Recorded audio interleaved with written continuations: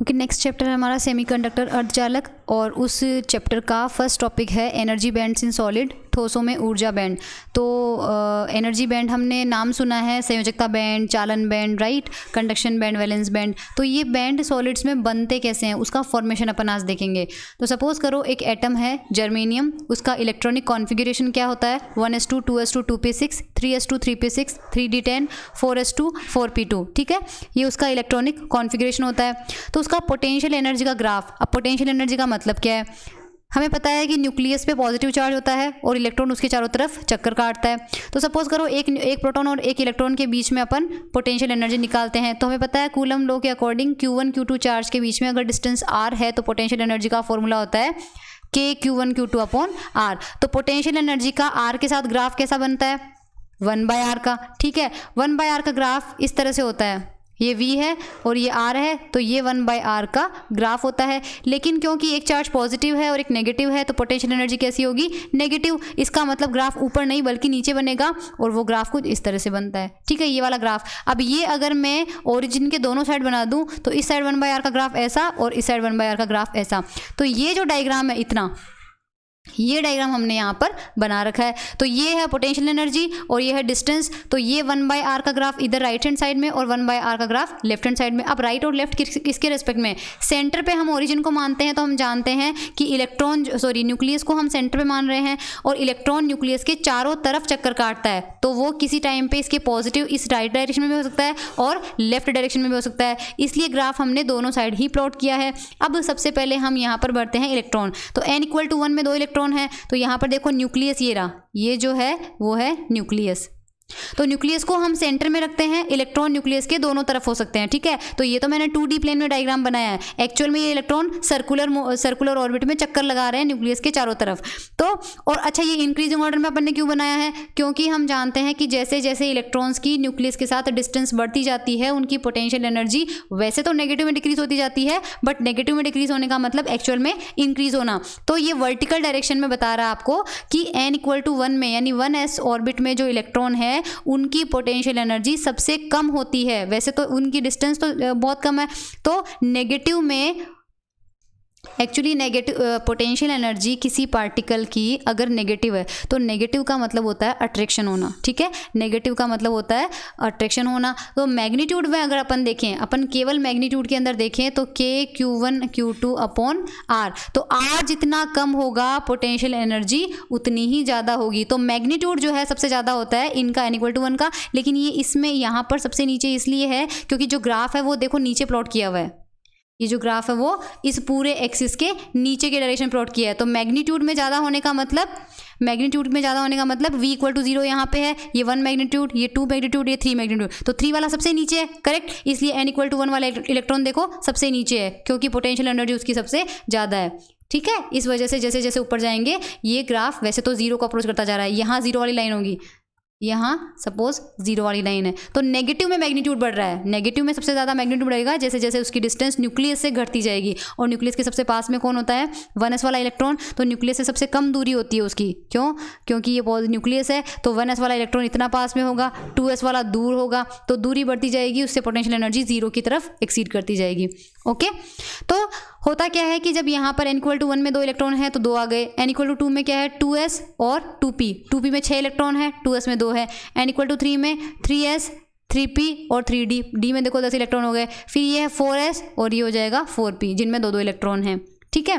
तो एक एटम का पोटेंशियल एनर्जी का ग्राफ कुछ इस तरह से दिखाई देता है जब वो आइसोलेटेड अलग से हो, लेकिन जब कोई दूसरा एटम उसके पास में आता है तो पोटेंशियल एनर्जी के ग्राफ के बीच में, दोनों के बीच में इंटरेक्शन होता है, अन्योन्य क्रिया होती है, जिसके वजह से उनका पोटेंशियल एनर्जी का ग्राफ थोड़ा सा चेंज हो जाता है। और जब 2 एटम पास में आते हैं तो दोनों का ही पोटेंशियल एनर्जी का ग्राफ इस तरह से दिखाई देता है। ये जर्मेनियम का एक एटम है और ये जर्मेनियम का दूसरा एटम है, ठीक है। तो यहाँ पर क्या होता है कि जब 2 एटम पास में आते हैं तो पहले का ग्राफ सपोज ऐसा था, तो जब दूसरा बहुत पास में आता है तो दूसरे का ग्राफ ऐसा होता है, तो यहाँ ओवरलैपिंग हो जाती है, तो ओवरलैपिंग वाला पोर्शन हट जाता है और ग्राफ चेंज होके झुक के इस टाइप से रिप्रेजेंट होता है। तो ये वाला ग्राफ देखो यहाँ पर बनाया हुआ है।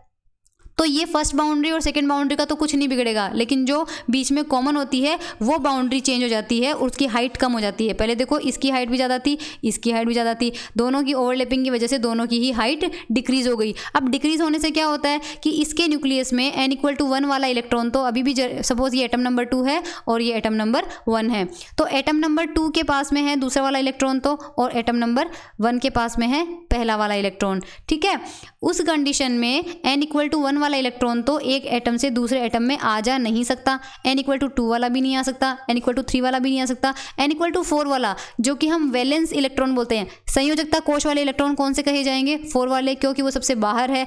तो उनको देखो, यहाँ पर कोई इलेक्ट्रॉन अगर था जो कि पहले जर्मेनियम के एटम नंबर 1 में था, वो जब जाएगा इधर तो उसको दूसरे कोई बाउंड्री रोकने वाली नहीं है, तो रोकने की वजह से वो यहाँ तक चला जाएगा। बाउंड्री कहाँ मिल रही है उसको? यहाँ पर, तो वो आराम से एक एटम से दूसरे एटम से आ जा सकता है, लेकिन वो उस जर्मेनियम के सैंपल या ठोस सॉलिड से बाहर नहीं निकल सकता, क्योंकि ये वाली बाउंड्री और ये वाली बाउंड्री उसको रोक लेगी। तो वो एटम से बाहर नहीं जाएगा, लेकिन एक एटम से दूसरे एटम में आराम से आ जा सकता है। तो ये किसकी वजह से हुआ? ये दोनों के इंटरेक्शन की वजह से हुआ। एक और डिफरेंस है कि हर लाइन 2 लाइन में कन्वर्ट हो गई। n=1 की पहले एक लाइन मौजूद थी यहाँ पर, अब यहाँ पर हमें 2 लाइनें मिल रही है। तो 2 लाइनें मिलने का कारण क्या होता है कि जब 2 एटम पास में आते हैं तो उनके इंटरेक्शन की वजह से हर एनर्जी का लेवल 2 लेवल में कन्वर्ट हो जाता है, और उन दोनों लेवल की एनर्जी में जो दूसरा लेवल होता है वो पहले लेवल से ऊपर होता है, और पहला लेवल, मतलब ये कहना चाह रही हूँ मैं कि जब एक लेवल 2 लेवल में कन्वर्ट होता है तो एक की एनर्जी ओरिजिनल लेवल से ज़्यादा होती है और दूसरे की एनर्जी ओरिजिनल लेवल से कम होती है। इसका मतलब ये जो यहाँ पर n=1 लिखा हुआ है, ये n=1 पहले एटम में इन दोनों के बीच में था। अब ये एक लेवल जब 2 में कन्वर्ट हो गया तो एक लेवल इसके ऊपर बन गया नया, और एक लेवल इसके नीचे बन गया। सिमिलरली इस वाले एटम का भी पहले लेवल यहाँ कहीं पे था, पर इस दूसरे एटम के इंटरेक्शन की वजह से 2 लेवल में कन्वर्ट हो गया। अब ध्यान रखना, जब 2 लेवल इंटरेक्शन करते हैं तो हर लेवल 2 लेवल में कन्वर्ट हो जाता है, और जब 3 एटम पास में आ जाते हैं तो तीनों एटम का हर एनर्जी लेवल 3 लेवल में कन्वर्ट हो जाता है। 4 एटम पास में आएंगे तो हर लेवल 4 में कन्वर्ट हो जाएगा।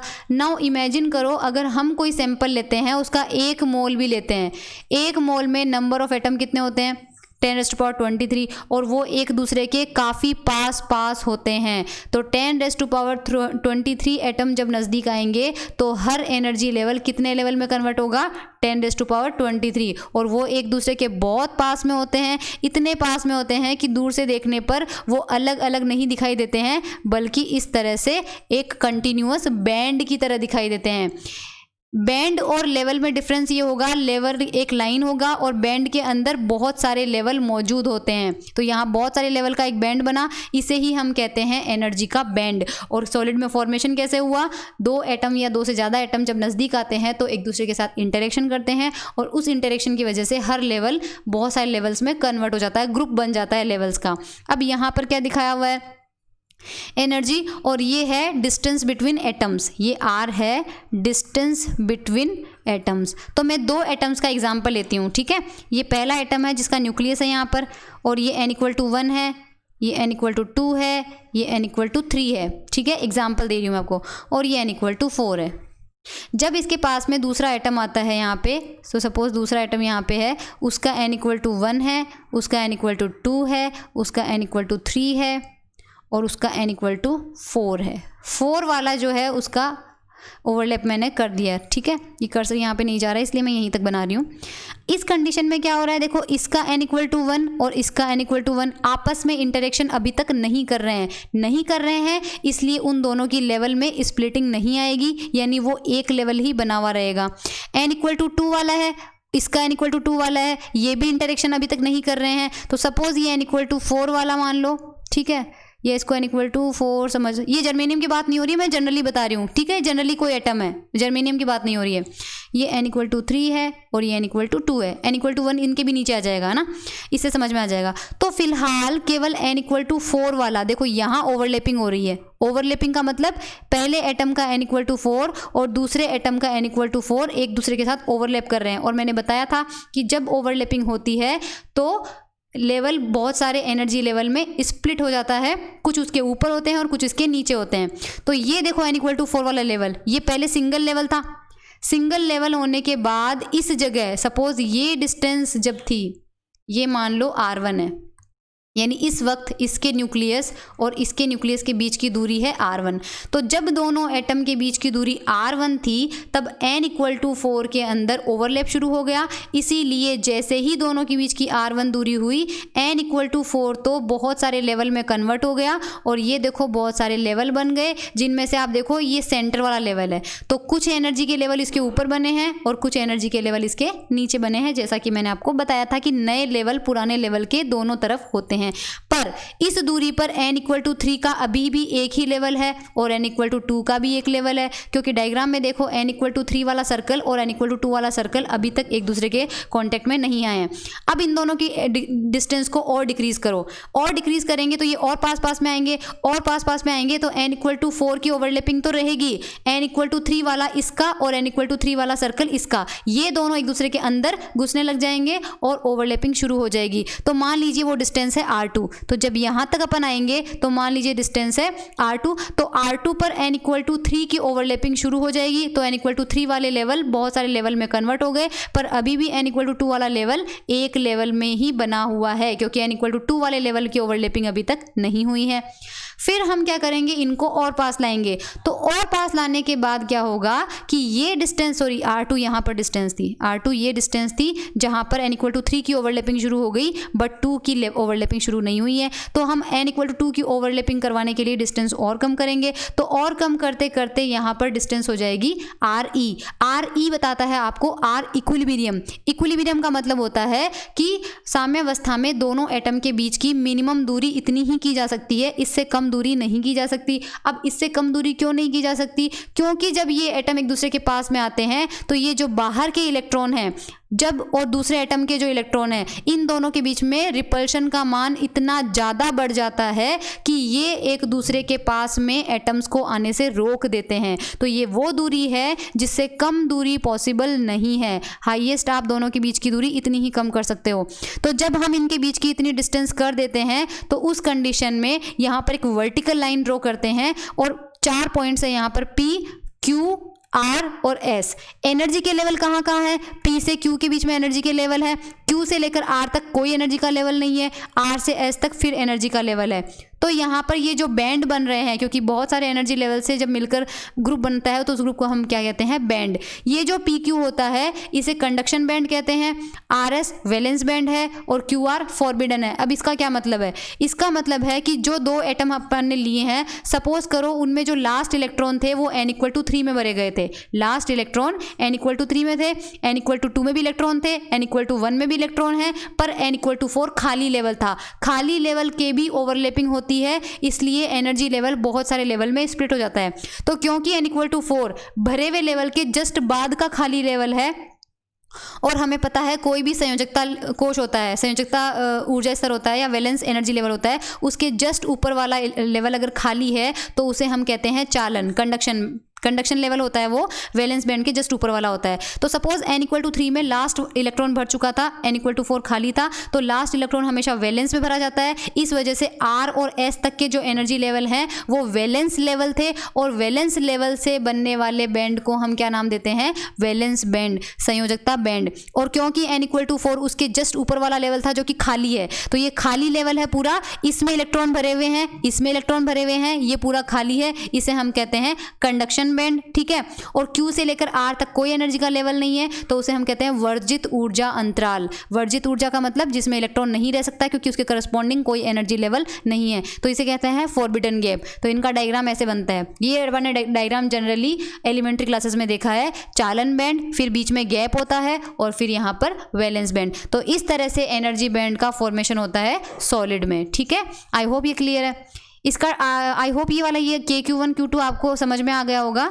इसका थोड़ा सा और एक्सप्लेन कर देती हूँ, नहीं तो यहाँ पे देखो जो ग्राफ अपन ने बनाया है वो पूरा का पूरा यहाँ पर नीचे बना है। ठीक है, यहाँ 1s वाला लेवल है, ये 2s वाला लेवल है, ये 2p वाला लेवल है और ये 3s वाला लेवल है सपोज करो, ठीक है।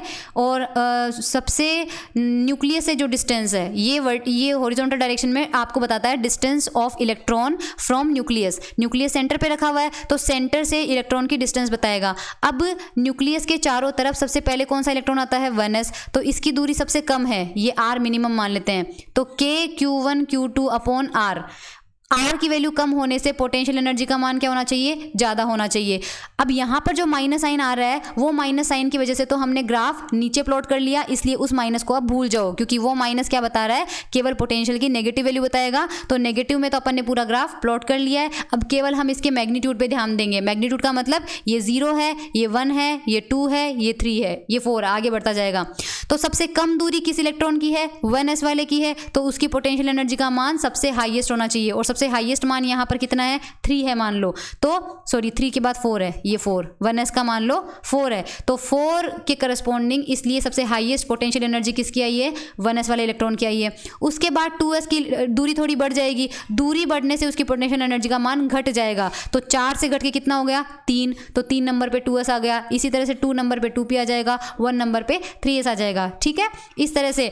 और जब हमें पता है r का मान इन्फानाइट हो जाएगा, यानी न्यूक्लियस से दूरी बढ़ते बढ़ते जब r का मान इन्फिनिटी हो जाएगा, तो r इन्फिनिटी होते ही समथिंग अपॉन इन्फिनिटी कितना होता है, 0। इस वजह से देखो ये r जब इन्फिनिटी की तरफ जा रहा है तो ग्राफ जो है वो कहाँ पर अप्रोच कर रहा है, इन्फिनिटी की तरफ जाएगा, तो पोटेंशियल एनर्जी क्या हो जाएगी, 0, क्योंकि ये 0 के करस्पॉन्डिंग ही r इक्वल टू इन्फिनिटी हमें मिल रहा है। तो ये वाला कर्व मैंने यहाँ पर ऊपर एक्सप्लेन किया था, ठीक है।